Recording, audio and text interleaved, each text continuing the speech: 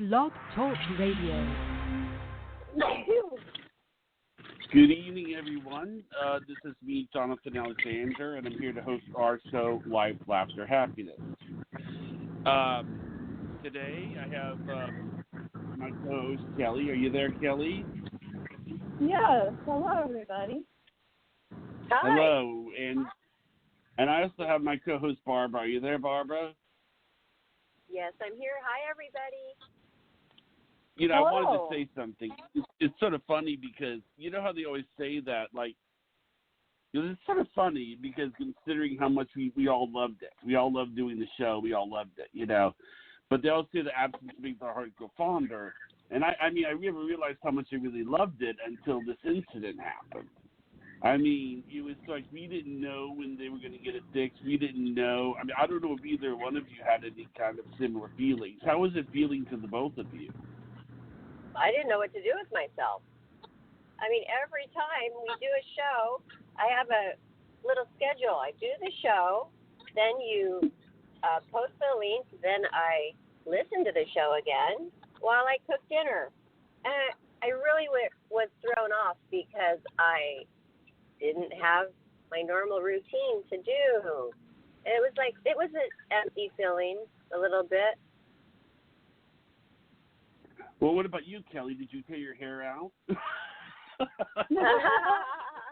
just about. It was like we'd call in and it would be like, it's not working. What is going on here? And then we'd find out, well, time to submit another ticket. And, you know, we'd think it was fixed and we'd go to do it again. And then, no, we got hung up on again. And it was frustrating. But, you know, it's like, you know, with me, it is a schedule thing. It's something that I look forward to. And then it's like, oh, that whole thing of, you know, just interacting and having the energy there. And it's like such a letdown when it's not there. And it's just like.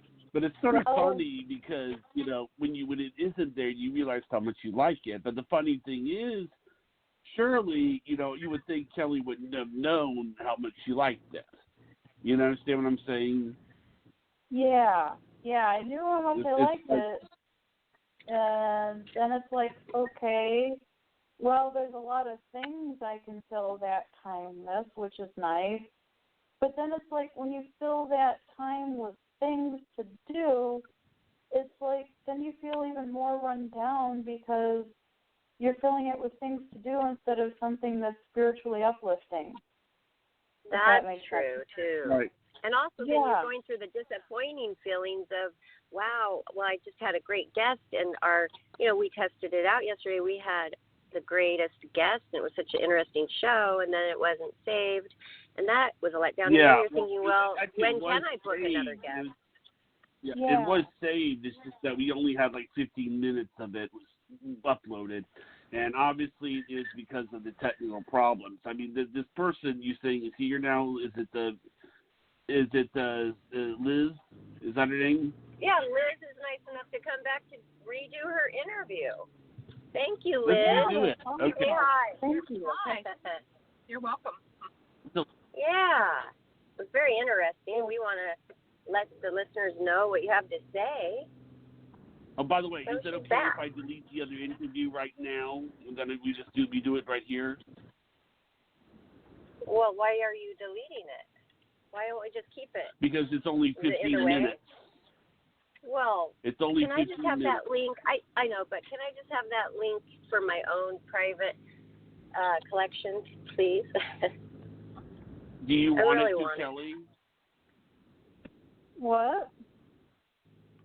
Do you want it to, 15 Kelly? minutes. Yeah. Thank you.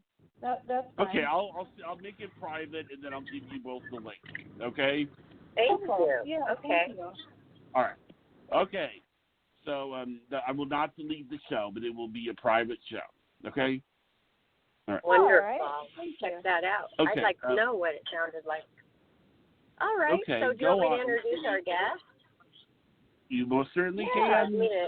Would you like me to introduce Liz now? Yes, please. Okay. Well, today we have our good friend Liz, who is a teacher of 4 special needs children, and she resides in New Mexico. She's traveled far. She has some family here to visit, and I thought this is a perfect time to get her on the show. And she specializes in children with autism, and, well, I'm just going to let her explain to you guys what she does. And she's an amazing woman. She's already raised, homeschooled, by the way. Is it 4 children? Yeah. And, oh, my gosh, did you know they all got full ride scholarships to college from her teaching? And she only had to, take the mornings to teach them. And they go through school so much more quickly. I learned a lot about homeschooling. And so that was so interesting. Maybe you want to talk about that a little bit. So I'm going to hand it over to Liz so she can tell us a little bit about herself and what she does. And then we can start with some questions, too, for her. Go ahead, Liz. Okay. All right. How are you guys doing today? We're doing great. Good. You? We're doing wonderful. So what kind of questions do you have for me today? Where do you teach? Is this school just for special needs, or is it a public school that has a department for special needs? And do you only teach special needs? And what kind of grades and ages do you specialize in? Okay, my certification is for K to 12 in special ed and K to 8th grade in general ed. So I can teach both types of education, and I teach in a high school that has a very, very complete and full special ed department. Most schools have some type of program for special ed children, but not all of them have programs for special ed children with very, very high needs, with fragile. They're considered fragile, and they need some type of medical care. And our school provides that. What do you mean by fragile? They're fragile. They're on feeding tubes, or they're in wheelchairs, and they are not able to feed themselves or walk or get out and do things, or they may not be able to speak. So, how long have you been teaching? I've been teaching for 7 years.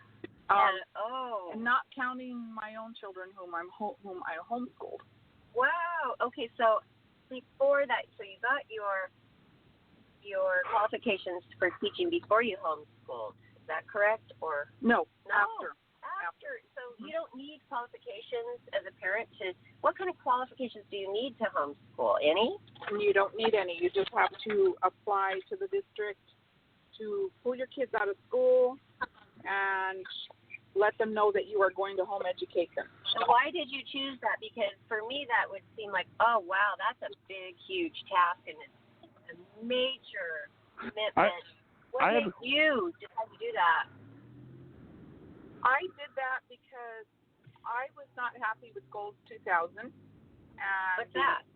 It was the education plan that I think the first President Bush put through.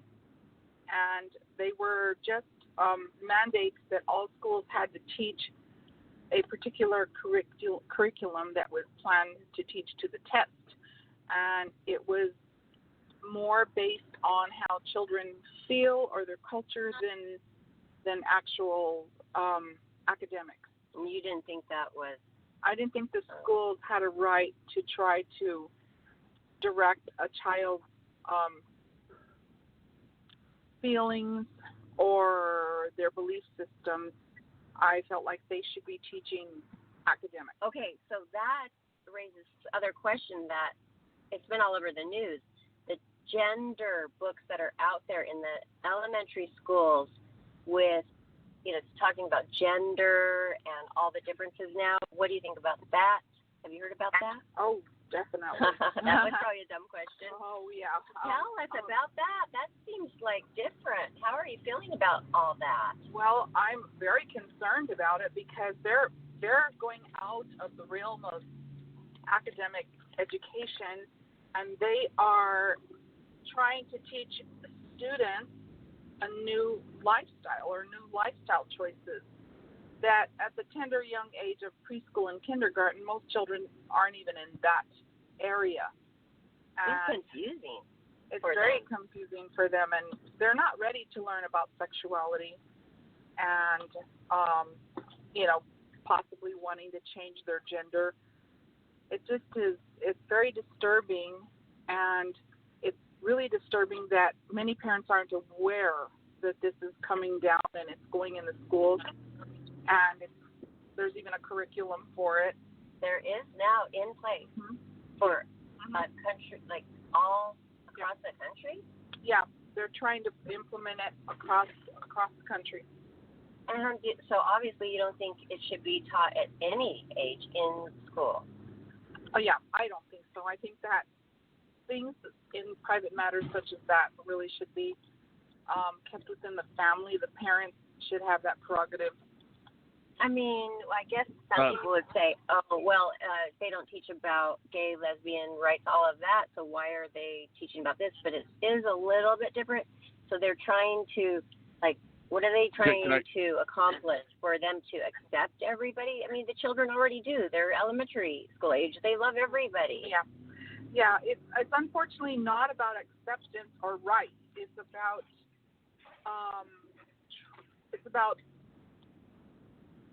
teaching a child that they have a choice in what gender they want to be. It's just convincing them that if you're not happy being a boy, you can become a girl, or if you're not happy being a girl, you can become a boy. I have a question, because actually it's funny about that, about the whole sexual thing.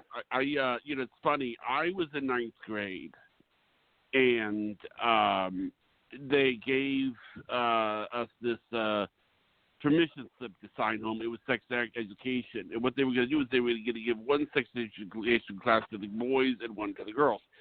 And I told my father, do not give me permission to take this. And the reason I told him that was because I knew what they were doing.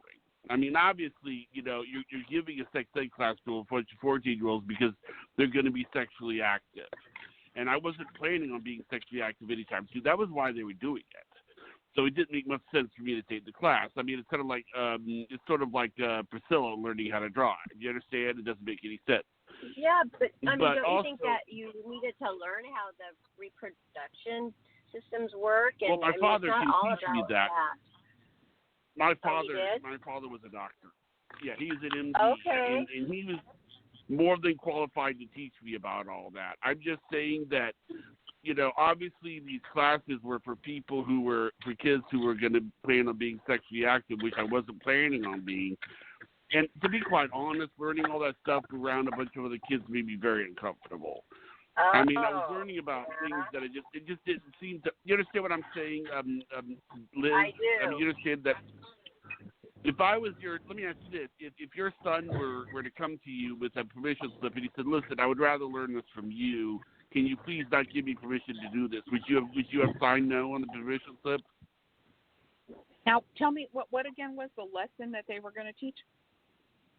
Well, they were doing a sex ed class, one for the boys and then they did one for the girls. I had to take home the one to do for the boys, but I felt uncomfortable because I felt like I would rather learn these things from my parents. You understand? And I knew why they were doing this. It was because they wanted to make sure that I knew what I was doing if I was going to be sexually active. Well, I had no plans to be sexually active. So, for me taking a class like that is kind of meaningless. It wasn't just the typical health class of reproduction. It was more geared to what were you going to do for being sexually active? Something like that. That was the information that I got from it, yeah. And it was, and I felt like I would rather learn that, from my parents. You understand? I would rather have that conversation from my parents. I mean, my father was an MD. You know, he was a psychiatrist. He's fully aware. There's nothing that, you know, you any parent couldn't tell him that he probably couldn't know more better about. I mean, the guy went to medical school. So I would rather just have that chat with him. And I'm just saying, if your child had said to you, listen, I'd rather have this talk with you, not from the schools, would you be willing to accept his wishes? No. In fact, when I did choose to pull my children out and homeschool them, there was a big propaganda going with a bill in the New Mexico state capital that was called SB 91, and it was a right to work bill, a workforce development bill that was as thick as a Bible, and sandwiched in there was the homosexual agenda of teaching kids that was a life choice that anyone could make. Anyone could choose to be homosexual, and it was okay. There was curriculum set to go into there and basically promote that lifestyle. And I just didn't want my kids to go you're saying that. that you would be okay with him not wanting to go to that, right? Yeah, it would be okay for them not wanting to go to that. I didn't think that it had any place in the schools because I felt like I was sending them to school to learn how to read, write, do arithmetic, and not how to determine how to pick a diverse lifestyle. How to use a condom. Or how to use a condom, or how where Well, to I use think birth parents, control. Yeah, I mean, I think that those questions, I mean, you know, it just didn't seem to be relevant to me. I had no plans to use a condom anytime in the future. Why give me one? You understand? It seemed to me that it's sort of like, teach me about something that I'm using right now. Does that make sense? Yeah. Yeah, it does, and plus that's why they have a form. So, you know, you sign it or you don't sign it. So that's good. So obviously, I'm sure that he didn't sign it, so you didn't have to do it. So then, that's good. That's right. Then were you happy? So then were you happy about Yes, that? I was happy because I felt it? it really did make me uncomfortable, those kinds of topics, because what happens is when you get a bunch of kids and then they're all talking about it, what they're doing is they're basically saying, I don't want to hear about the sex that some other kid had. You know, I really don't want to hear about that. I mean, it's like you're basically hearing about somebody else's private life. I don't want to hear about that. And I don't want to, you know, and I don't want to hear about, just, you know, I don't want to say, well, you know, I haven't seen. Yeah, most kids certainly don't go to school expecting to hear about private things like that. And, you know, what somebody's sexual preference is really is neither here nor there to a kid. It has no place in school. I agree. I really agree with that. I agree, but people, I have a friend of mine who now works for the police station, but he used to work in a school doing computer upgrades and things on their computer systems. And he's our age, and he was just absolutely taken aback with what kids in school are talking about nowadays. And, you know, girls in school, you know, when we were going there, and it didn't matter, you know, high school or whatever, we just didn't talk about these things. And I'm not trying to be, like, you know, sexist, but, like, these girls were being very crude and talking about their adventures with boys and which boy was, you know, going into very big details about who they were with and how they compared and all this other stuff. And, like, you know, one of the girls was like, there's an adult right over there. He can hear you. And she was like, so what? Let him listen. And my friend was just like, ugh. You know, he's like, I don't want to hear what they're talking about. This is making me very uncomfortable. But he had to work on the computer there. Okay, so you're saying that it kind of just opens that can of worms for them to talk freely about sex, and it really is bringing out something that shouldn't be in the school at all. That Right. kind of talk. It promotes all of that kind of lifestyle, and that was what we were concerned back then with SB 91, was that kind of curriculum was going to be turning children's attention to a diverse lifestyle and making them feel like it was okay and ordinary to have a choice like that, when they were being sent there to learn geography, history, algebra, the academic things that they would need to succeed in life. So, but the opposite of that is you have, I've known of 5th grade students that, they know kids that are having sex in 2nd grade, and these kids don't even get the talk from their parents, and they don't get the sex ed. And then they know of kids that are in 6th grade that are pregnant, and they have no idea how they got that way. And it's like, this is just scary. It's like, and their parents have no idea that they're holding hands or kissing or doing any of that stuff. They're like, no, my kid wouldn't do that. And yet their kid is the one that ends up getting pregnant. And right. It's like, and that was definitely one of the arguments that we had when we went to lobby against SB 91, was that bringing the clinics into the school where they were going to dispense birth control and teach the kids all about these different methods of birth control and provide it for them, hand out condoms and everything, wasn't fair because they were doing it without parental permission. And if that condom failed or that birth control pill failed, the parents ultimately lined up with the expense of the pregnancy and the extra person to feed and all the repercussions of it. So it was just not right in any way, shape, or form. And so we launched a good fight against it in our state, in our school district. But there's also the kids that don't know how a baby's made that end up in that situation because they think, they don't know how it's made, and then they end up in the situation. They think, oh, can I get pregnant from kissing? Oh, well, they don't think that far because they just think, that, well, maybe this, I knew a girl because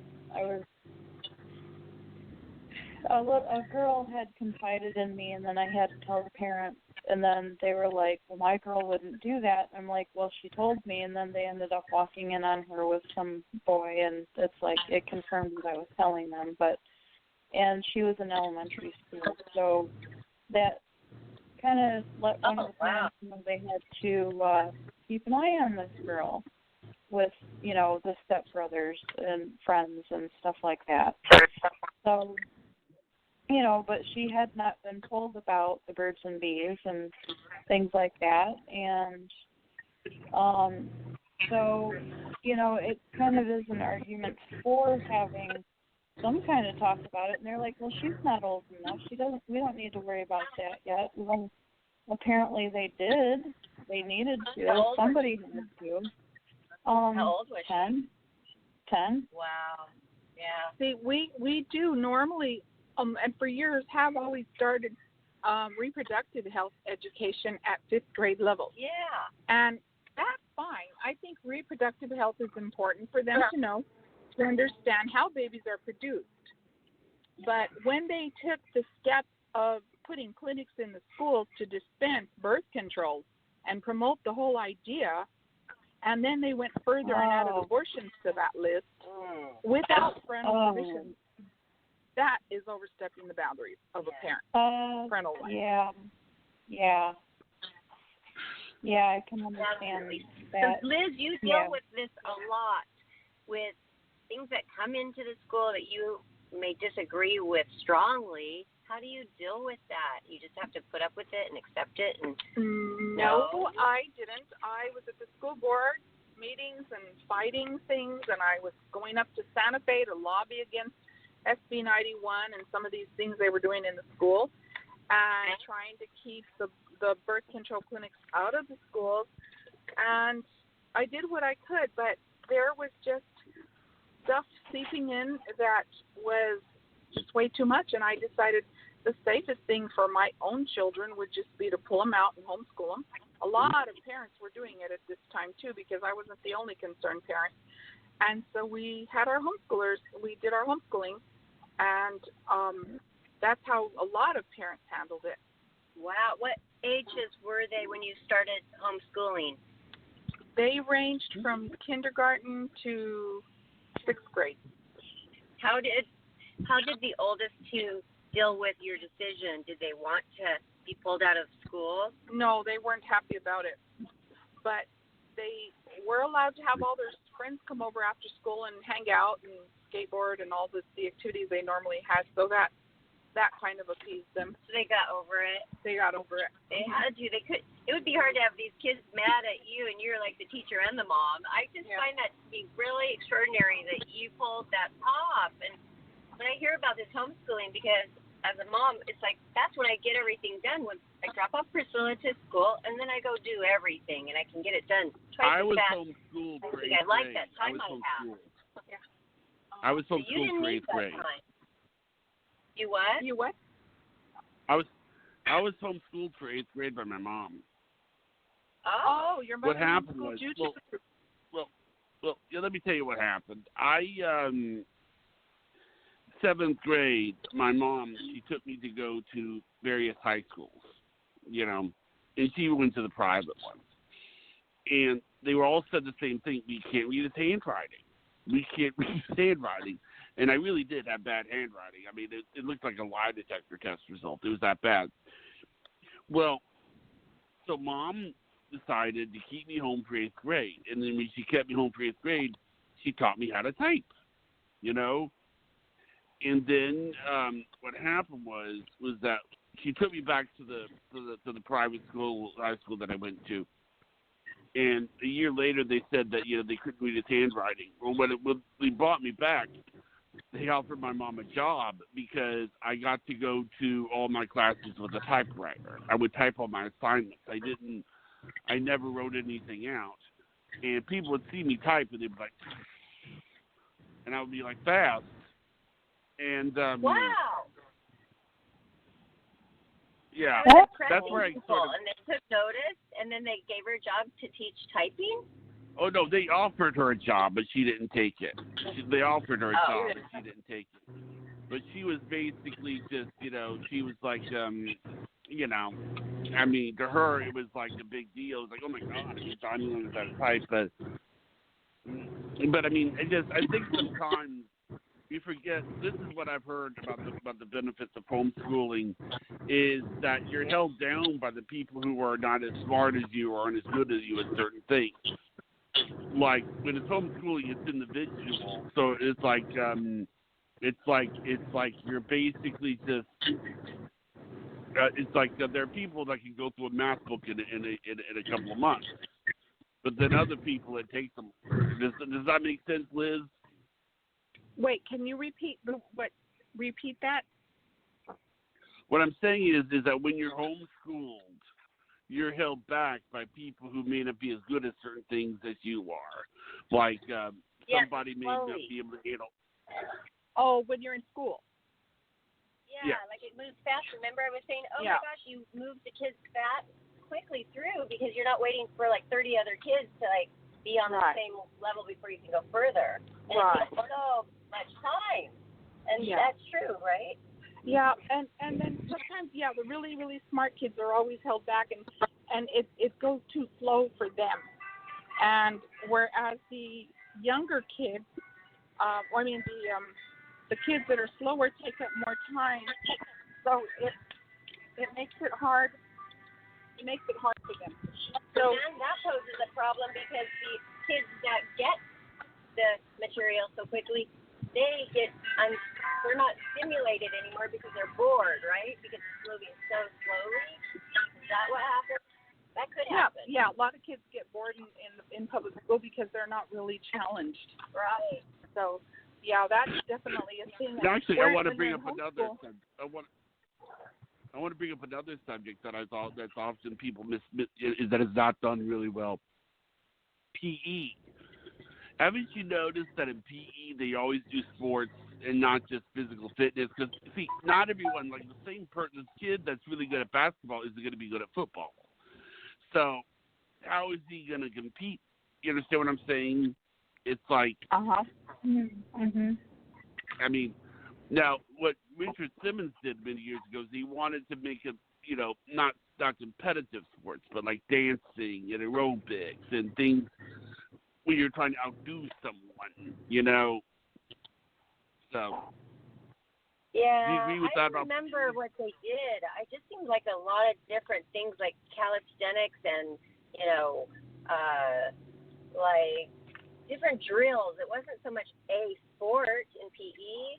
I don't remember it being a sport. Like you'd have dodgeball. That's not really a sport. That's like an exercise. I feel like it's important because I want my daughter to have physical activity every day. I like that, and it gives them a break and gets their blood flowing, and they don't get stiff sitting there for. I mean, they already have to be there for 7 hours. Why can't they go have a little fun? Did you have a problem with PE? Well, your mother could have signed you out of that. My friend, she didn't like PE, and her mother signed. Sort of. They sort of got me out of it. They basically, but it's like, what kind of a PE am I going to get? I mean, if I can't do anything. The only thing sport that I was really good at in PE was wrestling. But that was because I got back in, what? I was like, oh wow, yeah. Actually, I did it to get back at all the kids that were making fun of me, so I would beat the living daylights out of them. But that's it. But yeah. But well, didn't you join wrestling then because it exposed you to wrestling? No, but I was really good at it. I was really good at it. People would throw me, and then eventually I would pin them down. I think it's because I didn't have a lot of fine motor coordination, but I had gross motor coordination. You understand? Oh, okay. Oh, yeah. Okay. Yeah, and kids are allowed to opt out of PE if their parents or their doctor requests it. And as far as homeschoolers, they wanted the sport, and so they would usually get some type of paperwork that allowed their kids to participate in sports with the school, or they would do a city team sport, or they'd go down to the Christian school and participate in some of the activities with Christian schools. So we found ways we had our organization called the McLean Valley Christian Homeschoolers, and all together we did geography bowls and spelling bees and field trips and the graduations together. So we had monthly meetings, and that gave parents a chance to trade curriculum, share books, ideas, and get all these activities together. So they didn't miss out on having those fun activities. Oh, good. We did them together. This is great, and because I didn't know all of this about homeschooling, I didn't know that they could then be on the team. So then they still had the feeling of all those social friendships, and which was so important. They had all that still. Right. So I think it's great if you could do it, and you had that goal. I'm going to dedicate my life to my kids until they're 18, and you did it, and they turned out great. And you know what? I want to tell you who Liz is. Liz is the mother of one of our previous guests. Can you guess who? Are you asking me to guess? Yes. Or Kelly. Big C. How'd you guess? You told me. Well, he told you that he was homeschooled? I guess I mentioned it yesterday. Oh, I see. I forgot. Did Kelly know? Did Kelly guess it, or did she hear me say that yesterday? I heard you say I that. think and you might have. Oh, okay. I thought maybe I didn't hear it. But I have another idea that they could do for schools, and I've often wondered about this. And if you think this idea is too far out, let me know. But I hope you understand why I'm suggesting it. I have often thought that they should grade lunch. Now let me explain why.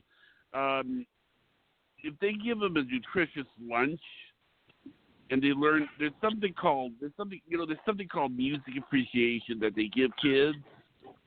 And I would like to have something called food appreciation in school, where basically they give them nutritional food, and then they teach them to like it.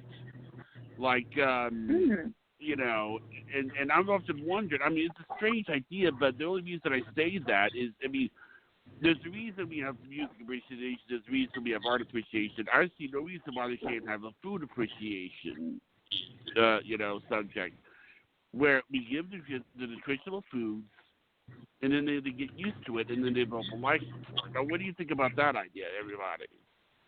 I like that. I love it. I would love to be a food critic, and maybe if I would have had that training, I could have ended up being a food critic. What do you think about that idea, Liz? Do you think that's far out, or do you think that's a good idea?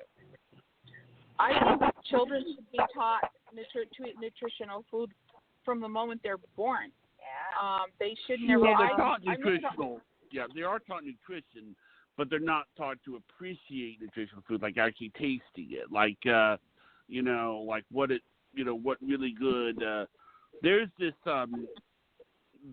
this thing that I'm saving up money to do, and if I can get the money, I'm actually going to probably get it for Barbara, because I think it would be good for the show. They have this thing where every month you get a bunch of snacks from a particular country, and they have like 1 month they would do Austria. Yeah, and I've actually thought about saving up money to get that for Barbara, because then she can take it around like she does with the Barbara. Thank you. I think.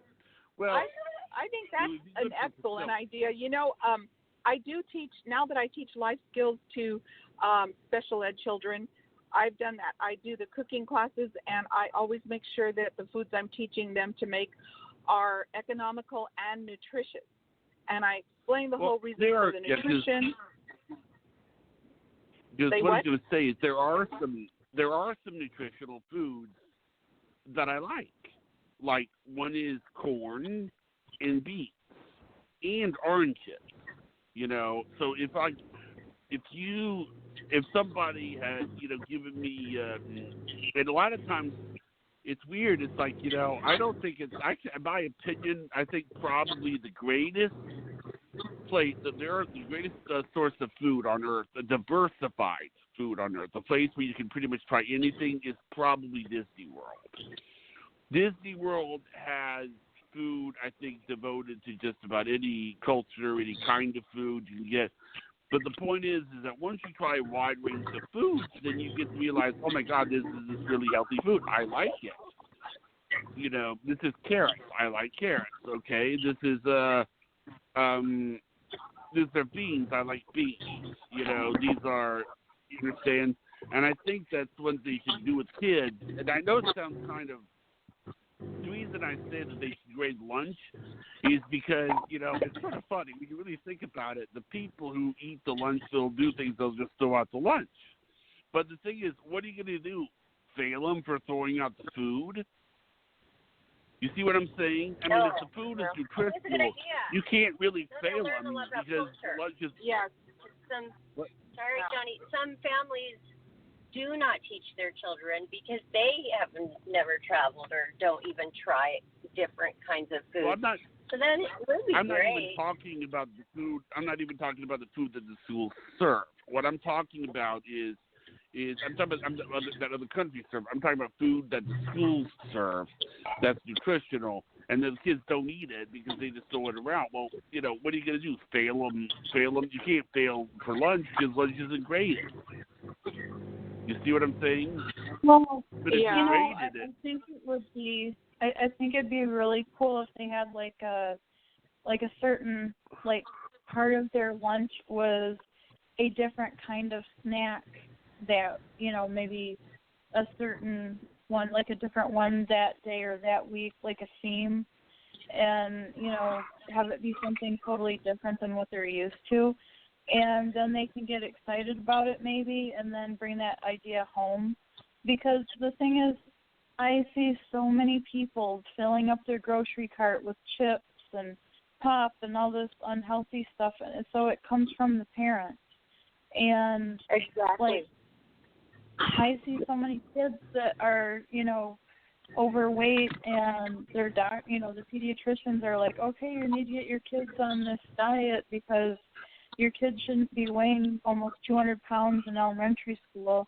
And the parents are like, yeah, and they don't do anything to change the diet, or one parent does and the other one doesn't. And, it has to come from home. But a lot of these parents aren't doing it.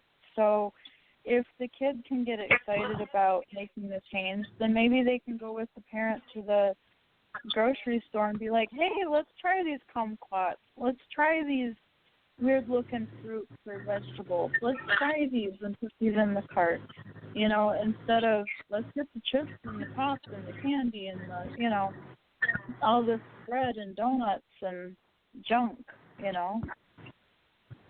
Yeah, so maybe and I agree with that.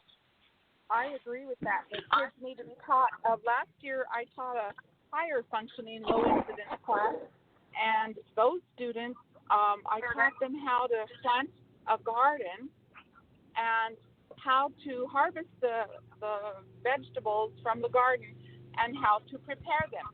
So we got collard greens, we got Swiss chard, and I'd bring recipes and teach them how to prepare it so that they would enjoy it. We taste it in its raw state, and then we'd prepare it as a meal, and they loved it. They learned how to do we did peppers and jalapenos as well, green chili. Taught them how to make quesadillas with cheese and green chili, and how to use your fresh onions and add them to other recipes. So we did a lot of nutritional. All of the cooking classes that I taught always incorporated the nutritional value of food and why to use certain foods over other foods that are basically empty nutritionally. Empty carbs. Empty carbs or processed foods. Why not to use canned food when you can use fresh? Right. And things like that. And why having a vegetable garden is so helpful, because the food is fresh. It has the most nourishment when you pull it fresh out of the garden that day. And they loved having that garden. I mean, some of those boys, they just looked forward to going out there and shoveling and getting the garden soil prepared and mixing in the fertilizer. And they would ask me, is it time for garden yet? They wanted to get out there and work. Yeah, and don't you think when it's hands-on like that, they learn better? Yes. Oh, yes. These children that are in low incidence, it's all hands-on. All they're learning is a lot of hands-on, because that's their best way to learn. And little babies, when they're playing is learning when they're babies. So why would that ever change? It never does. Even as adults, when we're hands-on with something, we're like connecting the dots one more step further, don't you think, than just sitting there with a pencil and paper? If it could be hands-on more often, how would you do a hands-on with the math? How would you do that? Oh, hands-on with math? Well, when they're cooking, they're using measuring cups and measuring spoons. Mm-hmm. And so that's how they learn fractions. Teach them, okay, this is a quarter cup here. This is a half cup. How many teaspoons go into this measure? And you can show them visually, and they start to understand why and how it is important to measure the right exact amount of salt or baking soda, because if you put too much, your food won't taste right, or it may not rise. So they learn a little bit about chemistry in that lesson. They learn math, and they learn also setting the temperature on the oven. How it's so important that the foods are cooked at the proper temperature so as not to destroy the nutritional value or the flavor. And when they do this, they do this home ec. And I didn't have home ec until my senior year. Isn't it a little too late to be going through all the measurements and all of that? I mean, it would be better to teach them when they're elementary school age. They should start it then. When were you able to teach them this? Where did you have the freedom to do Well, this? I've taught it in general ed, when I taught fifth graders, third to fifth graders, I taught them measurement, and we used the measuring cups and the measuring spoons and tape measures and rulers. With play food, you didn't really have the food there, or did you? In general ed, no, we didn't really do food. We just used the measuring implements. I'd show them, how kilos of, like, when you're talking kilometers versus inches or miles and that sort of thing. And they always did, measurements where they had to actually measure things physically and write down the measurements. And then with the low incidence, we've done the actual cooking classes and the gardening and growing the food and the hands-on stuff, because that's where their best learning is. What is the low incidence? What's that mean? Low incidence is children with special needs like Down syndrome, Asperger's, autism, learning disabled, emotionally disabled, and behaviorally disabled. Well, let's talk a little bit about that, because we did touch upon that with the other show, which was so interesting. So there's so many different levels of autism. So do you just teach them all in one class, or is it more of an individual, one-on-one tutor type of thing? Okay, if they're high on the spectrum, high-functioning autism, they will be in general ed classes that include a special education teacher. Okay. That understands their accommodations and all of the legal fulfillment for their learning. If they're just autistic and lower on the spectrum, then they will be in a pull-out class or a low-incidence class, such as I taught last year or this year.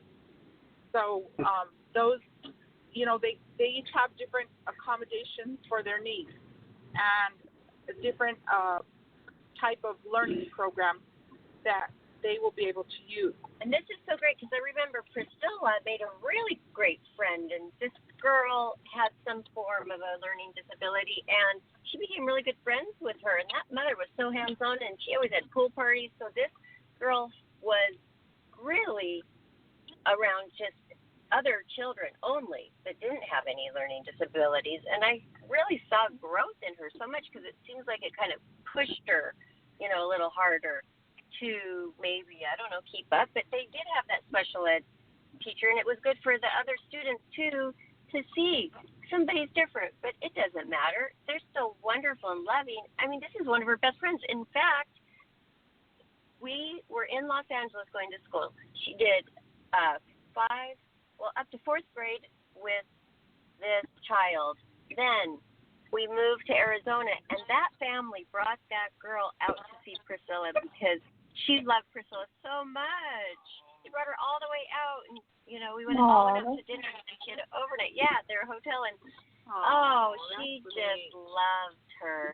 So I think it's good to integrate them, obviously. Well, even non-special ed students will always learn better through hands-on. Will learn through experience. Because when we were doing our homeschool, we made it a point to actually go out on travel to learn about places. And that was one of the really neat features of homeschooling, is you can take your kids to Washington, D.C. to see the monuments instead of teach it out of a book. So you can do a lot if they got to get on an airplane with a pilot and see how the plane was flown. They got to ride on a hot air balloon. These were the kinds of field trips we were taking. Wow. Experience hands-on field trips. Hot air balloon. Wow. Yes. So they got to do a lot. We actually went down to my cousin's ranch one time. He did marble work. He made tombstones. He showed them how he gets the marble from the rock at the river and takes it to his farm and carves out the headstone. They saw this actually from start to finish. That's gonna stick in a child's mind more than anything they could read in a book. Definitely. Yes. Yeah. And it just is amazing. So it's good for even just an average normal child to be able to experience things over learning in a book. And that's what makes homeschool so superior to a public school education. So then when you have special needs children, they definitely need those hands-on experience, because that's the only way they can really, really learn things. Wow. Oh, great. Wow, I really am learning a lot about the homeschooling. Really didn't know all of this. It's really good. But it's also good regular school. It's all good except for when they push these things on you that you don't really agree with that are don't have to do with academics. Is there were there any other things that bothered you as a teacher at all? As far as All these years, 7 years, was there anything else that really bothered you? me, If not, that's okay too. I'm trying to We think. hope there wasn't too many. I think sometimes I'm bothered by the frequent schedule changes. Sometimes they make the classes too short. The kids aren't really given enough time to really get into a subject and finish their work. And then sometimes they make them too long. So there's got to be a happy medium. An hour is like a perfect length for a class. And somehow we always get caught in a 40-minute class or an hour and a half class. You're either having block scheduling or you're having the fast 40-minute scheduling. So I wish that somehow they could just find that happy place of about an hour, because it gives you enough time to give them instruction and then time for them to work out what they need to do to follow through and finish something. I'm a big advocate for allowing children enough time to finish a project or an assignment so that they don't always have this feeling of, I didn't finish, I didn't get it done. What they didn't do. You know, actually, I wanted to bring up something interesting. There was a computer science teacher, and I really would like to hear your opinion on this, because when he told me this, it really resonated with me, and it made all the sense in the world. It really did. He was a computer science major, and he was the head of the department, and he was tenured, so nobody could stop him from doing this. And it was getting ready to take a test, and he goes, just so you know, the test will be open book, open notes. And he said, I never understood the point of giving someone a test that's closed book, closed notes, because that's not the way the world really works. Now, what do you think of that argument? About giving a test with open notes? Well, I think what he said was that he always gave his tests open book, open notes, because that's the way, you know, the ones that are closed, when you give it to somebody, see, the world is not a closed book system. We actually do our learning by reading manuals. It's like reading a car without a manual. You understand? We don't really do that. That's not the way we do things. In the real world, we have books and we have, you know, things that we have access to. All of a sudden, we take a test, we don't have access to those things. You know, So his argument was that he always gave his tests open book, open notes, because otherwise it's just not the way the world really works. What's your opinion of that, everybody? I think open book, open notes is great for, like we just did that yesterday or day before yesterday in chemistry, because it has, you know, the periodic table is really a challenge to learn, and these kids got a quiz with open book, open notes, and I thought that was excellent, because then when they get the test, they will not have open book, open notes. But then this way, this pre-quiz prepares them to look up the answers, find them, and write them down. So if they do 3 different things, it's settling in their brain better. And then by the time they take the test, most of this stuff is already going to be up there in their brain, because they actually had to do something about looking for the information. You're not just leaving it to the fact that you hope they studied it at home or you hope they did their homework. You're doing a pre-quiz to do the open book, open notes. And I remember in college one time, the professor told us to bring our notes with us when we went to take our finals. And some people didn't listen, they didn't do it. And then just before he started the final, he said, okay, you guys have this much time and you can use your notes. So those of us who brought our notes, if there was something we couldn't remember, we were able to use our notes. And the others were sunk. And that was one of the cool things, because it was one of those really hard classes. You know, there was another thing I wanted to ask you about. There is this, and I've talked to Barbara about this, there's this memory expert called Harry Lorraine, and he went on the Tonight Show, and basically one of the things that he did was they introduced him before the show to everybody in the audience, like by name, and then this is back when Johnny Carson was on, and basically what he did was he told everybody in the audience to stand up, and he went down the list, and he gave the names of everybody in the audience, including the cameraman filming him. And basically he got it all right. Now, what he said is he says that the schools are kind of resisting putting his ideas into the future about how to memorize things. And I told him, I said, this is what I think. Why? And being a teacher, I'd like to hear your opinion on this. See, when I was in school and in college, this is what I would run into. I ran into these people that were obsessed with having high GPAs, meaning that they were the kids that would show up, take a test, rattle off all the answers, get them 100, and then leave. The problem is that there's a difference between getting the right answer and having appreciation for the subject. I mean, there are probably some ways that you could memorize the periodic table, or ways that you could memorize all the states and their capitals, or you could memorize a list of all the presidents. But without any appreciation of what it is that you're learning, you understand what I'm saying? It's like, I'm sure that you would rather have a kid who gets an 80 on a biology test that loves biology than some kid who gets 100 on the biology test and says, I don't ever want to do this again. I mean, do you see my point? What's your opinion on people like that? I agree with you wholly. I think that learning, when you teach a subject, you need to give some really interesting background, and you need to have the kids relate it to what background knowledge they already have, and really teach some interesting facts about that. Like if you're studying George Washington or Abraham Lincoln, you need to bring forth those interesting facts about their life, not just what they did that made them famous, but some of the interesting things, like the stories of George Washington killing a bear with his bare hands and things like that. It makes that person stick in their mind.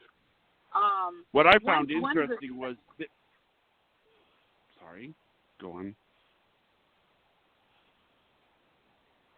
Go ahead. What? He didn't mean to interrupt you. Oh, there was, just like teaching, teaching about slavery and things like that. Is you have to bring in the interesting facts about people's lives, things that they went through, and how they survived really difficult times. And then these things, these little factual evidences that you have, will stick in the child's mind, so they remember that person. And I think that's really an important part of learning. So that's why you need this hour. You can't just rush through things in a half hour or 40 minutes. You really need some time to give them some background, and then have them have some time to complete a written exercise. Yeah, because the ones that basically, I've seen these kids, they show up, they get everything right, boom, boom, boom, boom, boom, boom, boom, boom, boom, and then they, but see, that memorization will tell you how to do that, but then like you might be able to memorize all the parts of a crab, the parts of a crab, boom, boom, boom, boom, boom, but I mean, does that make you appreciate? A good example of it is that I don't know if Kelly were given a test on the biology of the corn snake, but I think she has more appreciation of corn snakes. Even though I don't know what she would get on the test, but what I'm saying is that she definitely appreciates corn snakes. You see what I'm saying, Kelly? I don't know what she got on the test. I don't know what your biology grades were in school. But I think you have a lot of appreciation for animals. I mean, everybody that knows you knows that. Yeah, well, I did really good in biology, but it was a long time ago. But What? I totally get. Yeah, I did really well in biology, but that was a long time ago. But yeah, I totally understand what you're saying. Yeah. Yeah, they're learning. There has to be a good amount of fun to make learning fun, but there also has to be a portion of rote memorization, or something where they write stuff that will help them remember what they're learning. So I'm an advocate of taking notes. I'm an advocate of having them do math worksheets because they have to actually get a pencil and work out those problems with their fingers, their hands, their brain. I don't believe they should do everything on computers or calculators. They need to actually work the problems out. And they need to start. I'm also an advocate of incremental learning. So in math, they need to learn math incrementally in steps. Otherwise, they're going to have some blank spots that keep them from really understanding when they get to algebra and multiplication or even fractions and decimals. So even special needs children. Last year, I got special needs children that were struggling with just addition, and they were already in ninth grade. So I just started them where they were at and worked them up the ladder till they got to multiplication. In that 1 year, they made it from addition through subtraction through regrouping, the whole works, until they were up at multiplication by the end of the year. Addition in ninth grade? Yeah, in ninth grade they were just so lucky. Just because they were special needs, they kind of just let them pass on without learning those things. No. And I thought, well, they can learn these things. They just need to be taught it in a way that they can grasp it. So they did. They really did. And I was really, really pleased. How do they let them pass through? I mean, or do they have to let them pass through? Because they think that because they're special needs, they think they don't have the ability to learn it. And a lot of them actually do have the ability, but you have to teach it to them in the way that they can learn it. And then again, the total physical response, the TPR as we call it, is the best way that they learn. So just like they learn doing hands-on gardening and stuff, they also need to do hands-on math, where they actually they start with manipulatives, adding up stuff, and then they start writing them in symbols or little figures until they start learning how to make the equations and figure that out. So you just take them step by step, incrementally through learning math. And You're a great teacher, though. There's not a lot. Well, there's some great teachers, but you stand out.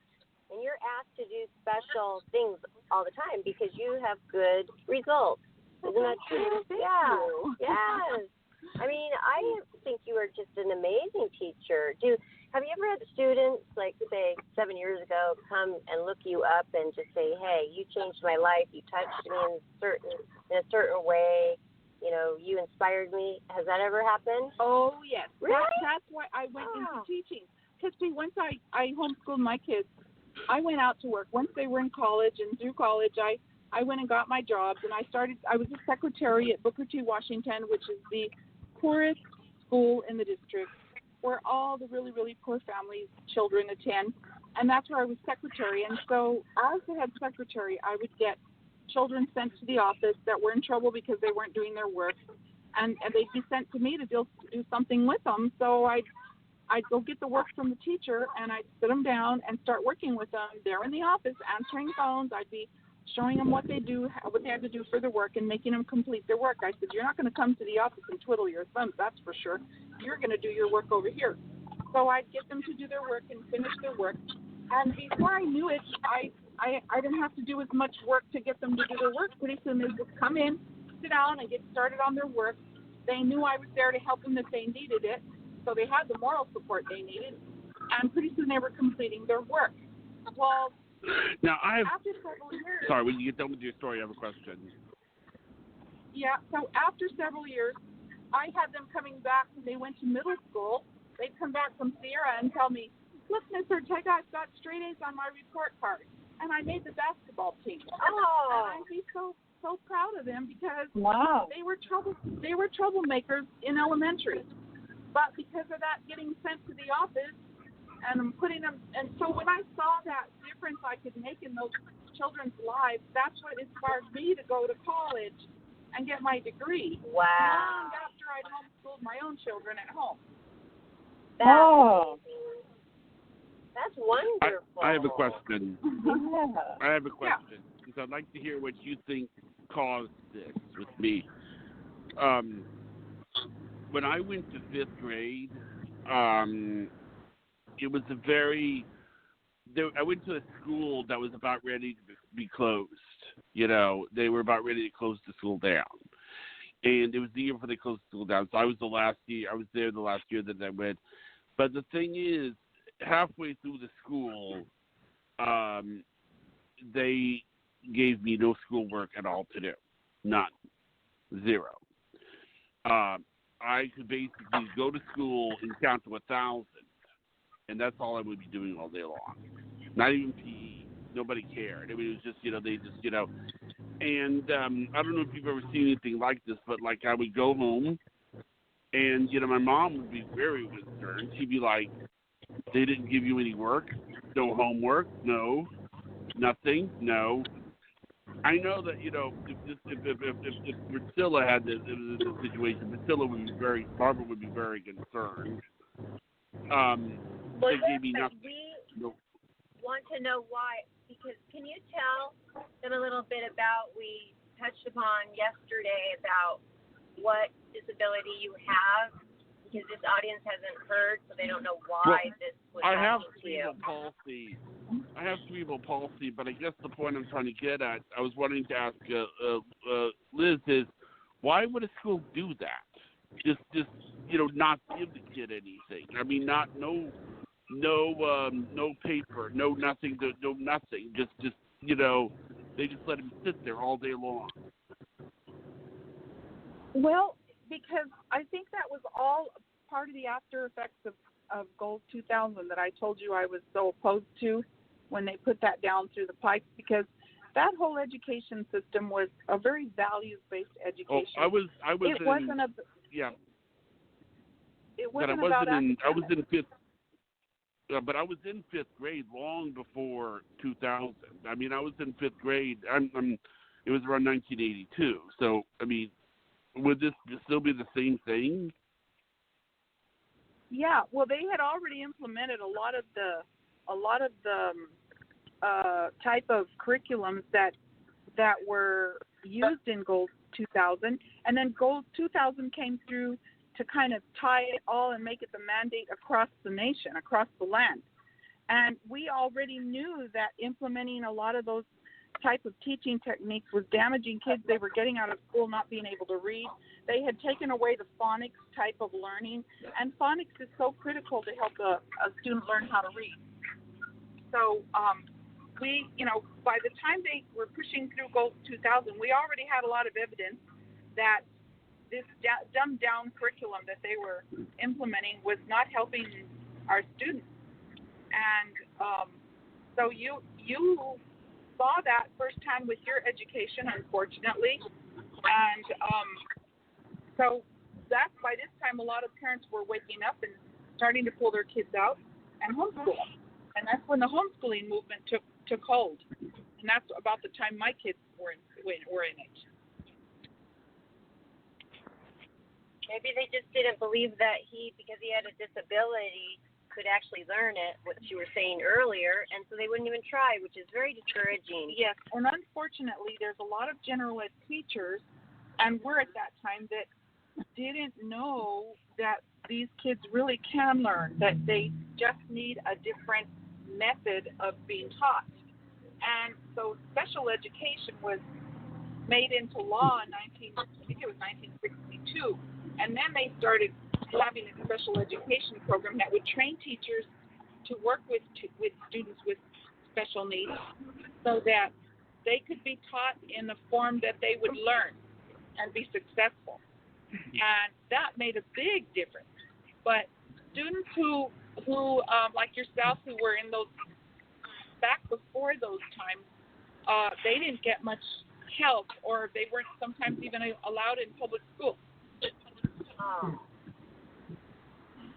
Wow. Well, it took them a long time to get that in place.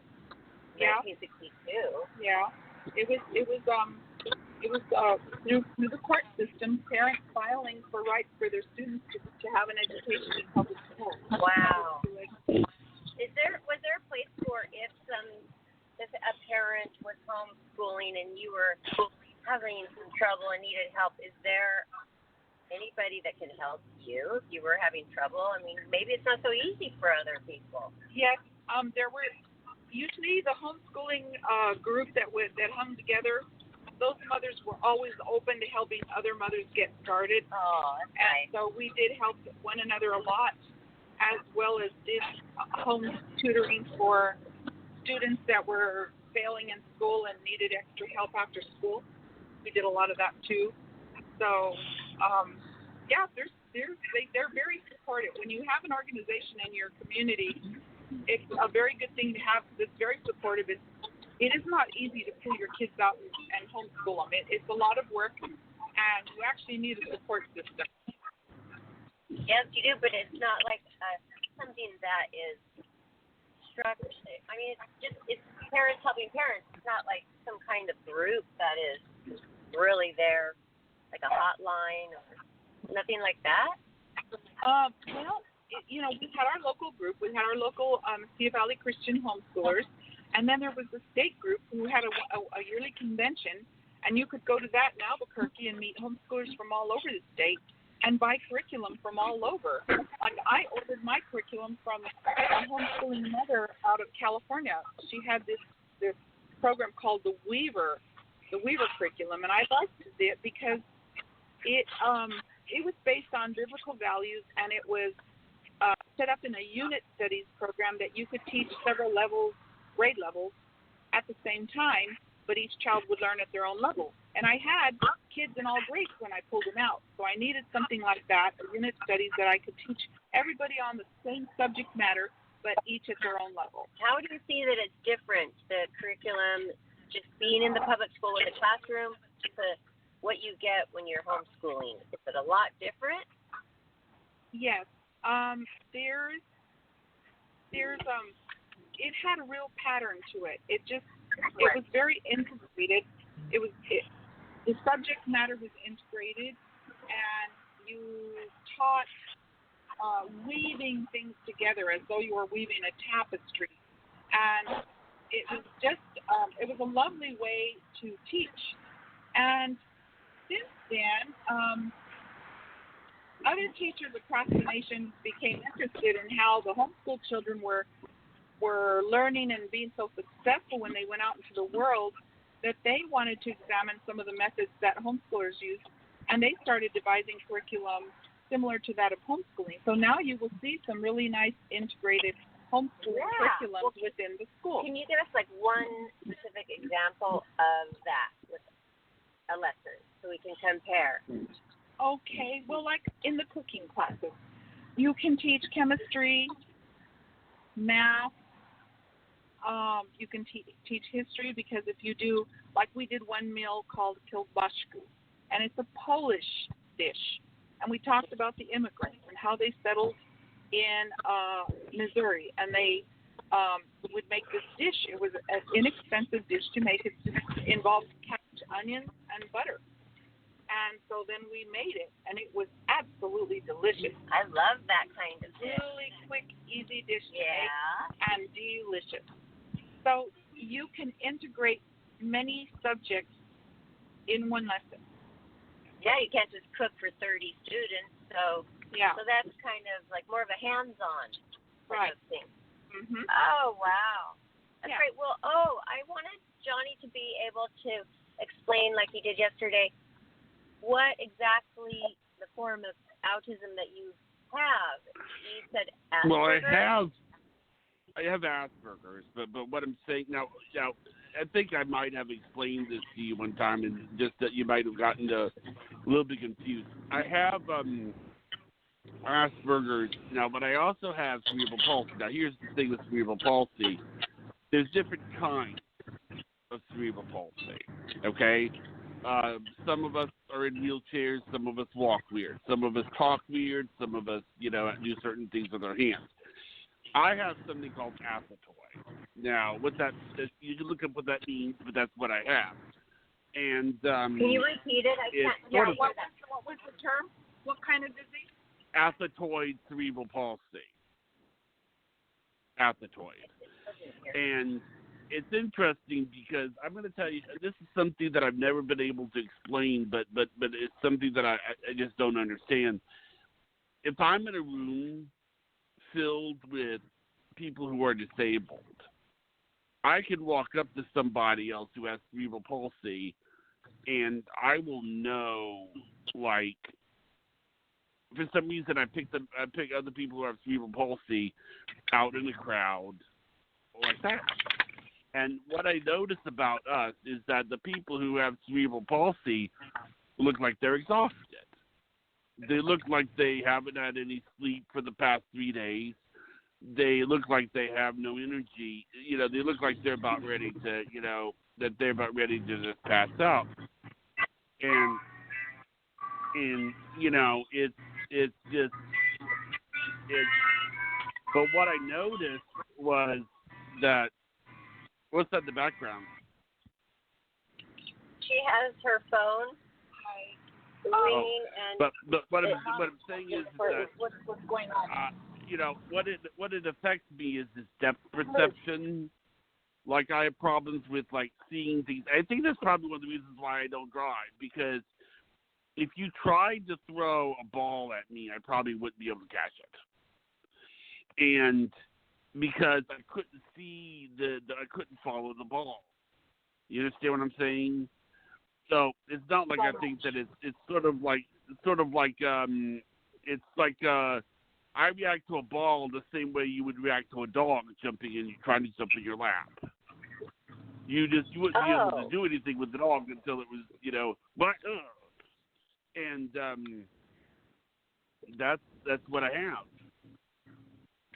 Okay, so for you, if a ball comes into your lap, it's like a dog coming into your lap? You wouldn't be able to follow it. You wouldn't be able to follow along. You wouldn't be able to follow the ball because, see, it's like all of a sudden, it's like, imagine that somebody's throwing you a ball, okay? And you have to basically have them throw you the ball with your eyes closed, and you have to open your eyes right when the ball comes towards you and catch it. You wouldn't be able to do that, now would you? No. That's how it feels. That's not a good feeling. So then you just avoid things that you think that are going to... Okay. That's why you were saying things like, I don't think I can handle taking care of the birds. I'm not going to get a pet because I don't trust myself with the care. Well, that, so it seems like you might start avoiding also my things. hands shake. I need help to get a cup of coffee. I cannot pour the coffee myself. It would be, my hands would shake. I need, Well, also, remember you had a guest on before Kelly and I were on, and you were interviewing her by yourself, and she had cerebral palsy, and she had a bad stutter, but she said she took medicinal marijuana, and it would go away completely. But why didn't she take it right before the interview then? How did we know she did? You know, I mean, why didn't she? Is it the kind that made her high, or? Well, the reason I say that is if you listen to the interview, you will see her coughing, okay, right when the show starts. You'll hear you'll sound a lady coughing. Now, my question is that I'm wondering what that was. Well, she probably wasn't doing the kind that makes her high. She's doing the medicinal kind. There's forms of it where it doesn't make you high, and you put it under your tongue and things, but it didn't ever stop. I listened to that interview, and the stuttering was pretty intense the whole way through, so I don't think she took it. If it makes it disappear, she didn't take it before the interview, that's for sure. Yeah. It's hard for her. I mean, her name was Jacqueline Patterson, and she was the first guest I ever had. Maybe you should bring her back on so we can ask her. Yeah. Actually, I want to ask her that. I would. I would. Liz, how do you feel about the medicinal marijuana to help people, very nice, with their pain, or do you believe in it? Lady. Do you believe it could work? I believe it could work. Yeah. I mean, I certainly believe that it's an interesting thing because it's like it stood the test of time. All the testing has stood the test of time, and there's so many misconceptions about marijuana, like the idea that it somehow makes people violent. It's sort of funny because there was this FBI agent that got abducted, and all his people that abducted him were smoking marijuana, and then I ended them with them giving him $20 and a cab ride home. They gave him the $20 in the cab ride home. If marijuana caused violence, the guy would be a dead man. So, well, it affects everyone differently. Few people, but very few. Who said this? What was that, Kelly? I didn't hear you. What? Marijuana can cause violence in a few people, but it's very few. Yes. It's very what? It can cause violence, she said, but it's few. It's a very few people that it affects that way. Oh, yeah, but it does. As far as medical marijuana, my only two experiences were that I tried it on my mother who was suffering from lymphedema as a result of a breast cancer removal, and it didn't help her pain at all. And then I tried it on myself, who I twisted my knee trying to lift my mother while I was taking care of her before she died, and it didn't help me either at all. So what really helped me was actually peppermint oil. Oh. That really helped the pain more than any other topical cream that I'd put on my legs. So I didn't have much luck with it as far as my own personal experience. Because I want to have a person on to talk about that, because that seems to be trending a lot right now. Everybody's like, oh, I hear a lot of commercials for it and everything. I've put some under my tongue. I couldn't tell the difference. I can't tell. I had no idea and it's expensive. So some people swear by it though, and some people think that their cancer was cured. I think the people that swear by it is more the smokers that actually smoke regular marijuana. Then you can really tell the difference, right? Yeah. Oh my goodness. Wow. Well, gosh, it's also interesting.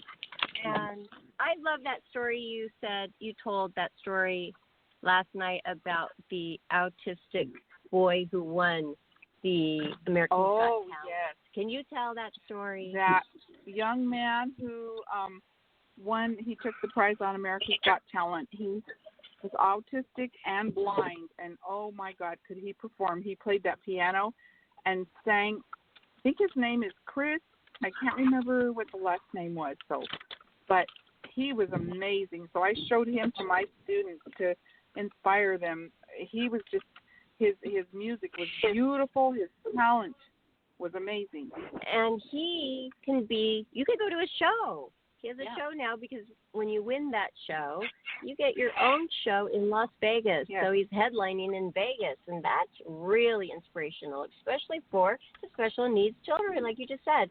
I think that's wonderful. And I remember seeing him when he came out with his mom, and he couldn't talk. Yeah, he couldn't couldn't talk. Or but he could sing, and it was so beautiful, and play the piano and hit those notes, and it was just beyond, like you were saying, that he was hitting notes beyond. Yeah. Like, describe how he does that. He's those off notes. He used them so beautifully. Off notes actually enhanced the song. And I was like, wow, how he used the off notes. It's almost though he heard something else, ethereal, that he put into his music, and it was absolutely stunning. Wow. It's so beautiful. So these people can have a hard time with certain things that are easy for us, but then there's some things about them that are so extraordinary, which they need to be tapped into. And there's a teacher like you does that. So I commend you, and thank you for coming on the show. And you know what? We are so proud to have you part of our Life, Laughter, Happiness family now. I've been honored to be on it with you guys. I love what you're doing. You're making the public aware of so many different issues, and opening people's minds, hearts, eyes, ears. Your birthday last night. Thank you, Liz. What is your birthday again? My birthday is in May. May 20th, right? Yes. Yes. Yeah. So Taurus, right? Yeah. So we always collect the cool. birthdays of our guests, and then we give you a birthday shout out every year. And maybe you can come on your birthday. Oh, wouldn't that be nice? Yeah. Really nice. Yeah. Especially out here in this beautiful place. Oh, you love it out here. I love it out here. She loves how lush and green it is and the beautiful flowers. She's just one of those types that she's so spiritual. Did you say, and okay, she she notices every little detail. What? Did you say May 20th? Yes. Uh-huh. She shares a birthday with Wendy Griffin. Oh, sweet. That your other Nice friend, number. Wendy Griffin. She had a chakra cleanse. Liz, She's what's a jewelry designer. What's your last name? And she prays What's your for last every name, piece Liz? of. What's your last name? Ortega. Okay, thank you. You're welcome. He's probably going to look up what your name means. Right, Johnny? We like doing that too. No, I'm typing guys- it into the direction. Oh, okay. Yeah, we do that too, though. And names mean things. You can look that up. Yes, I do know that because I have. I just love stuff. I've always been into linguistics and study of words. So yes, I'm all about that. Studying and analyzing a lot. Yes. It opens your eyes up to new ways to teach. And the more you know, the more you read. You know. Yes. And that's what I love about your talk show is that you guys are teaching basically. You are teaching people a lot just by talking about issues and subjects and all of these things that you talk about. You're educating the public out there. People are and learning we get new them things. to think, Yes, get about them to things, think. and get Exactly. involved. And like you know, if something wasn't right with you, didn't sit right with you, you got involved. And Right. you know, here Liz is really into like her political views. She's in there. She's helping. She's running the rallies. I mean, how do you have the energy for all of this, Liz? It's just a passion for my community, for my fellow man, my country. I love America. Mhm. I love our country. I'm so proud of it. And I feel that if I'm going to be a good citizen, I must be an activist and support the things that I believe in. And you're spiritual too. And so Well, yes. why? Because it works. And Yeah. it's something you feel, and when she prays, her prayers do get answered. Yes. My walk with the Lord has gotten closer and closer as the days go by because He's there. He's always been there through my life. His evidence is throughout my life. I can't tell you how many prayers have been answered for me, and he shows me that He's always walking right by me when I need Him. And have you ever gotten a chakra cleanse, or do you meditate, or anything like extra like that, yoga? I've done a Pilates and yoga exercises. My meditation tends to happen more when I'm hiking or walking or mountain climbing. I feel closest to the Lord when I'm out there in nature. Yeah. And that is a real meditation. yeah. It's a cleansing. It's cleansing meditation. So you have not had a chakra cleanse? Oh, yeah, she hasn't, because I was trying to explain it to her. Kelly is our chakra healer to the stars, and so Kelly, she probably would be a good candidate to bring back for chakra cleanse, wouldn't she? I would think so. The way I like to explain it is that we have 7 main chakras in our body, and if you think of it like our chakras are what we have left over, like when we pass on. We obviously, our energy is our soul, our spirit is what goes to heaven, and our chakras are energy centers. So that is what helps to circulate our spirit and the Holy Spirit within us. It helps to circulate it, and it helps to, each one is correlated with different systems in our body, each one with a certain system, with organs and thought processes and emotions. And sometimes we have things that happen like, coming in contact with people that might have negative energy, or coming in contact with the enemy, like Satan, or having emotional trauma, things like that. I get and it might you. get stuck. That Yes. drains you. People like that really drain you. I Yes, know what they you're do. talking about. Yeah. Yes. So that's sometimes interesting. they need help. Yeah. So Well, and it makes you the- feel cared about and nurtured because you're Yeah. laying there and Kelly's going through all of these different chakras inside of you and telling you about them and analyzing them, and then having a great conversation with you as you're being cared for and healed, and it just feels good, and it's been life-changing for some of our guests, and for others it gives you more energy or it just makes you feel relaxed and opened up to heal more quickly. And I would like her to come back for that. I think that she would benefit from it after this long journey, especially this long journey. The long journey I have before me too. Yeah. To go back. Yeah. So, yeah. yeah. If you're open Would you be to open it, I to think it'd trying be it? great. Okay. See, when they first asked me to have a chakra cleanse, I had to do some research because, That's what I need to do you too. know, because A I'm a lot of research. Christian and I just wanted to make sure it wasn't something that's Yeah. going against my faith. And I found for myself that I found out that for me it was not, so I went ahead with it. But she's going to do the same thing that I had to do, and that's Yeah. very responsible to yourself. Right. I like it. Yeah. Now, it was great to have you on, and it feels great to be having the show back functioning again. Oh yeah. It does. I'm just yeah. so happy. Yeah. It Thank feels you. great. Well, So I have really. thanks everybody for coming. Go on. Thank you, Liz, so much. We're great. This was such a wonderful show. We learned a lot. I've enjoyed it with you guys. I really have. Thank you for having me on. Thank you. Thank you. And it's Thank been you. great You're to be able welcome. to share your knowledge and to be able to bring more awareness.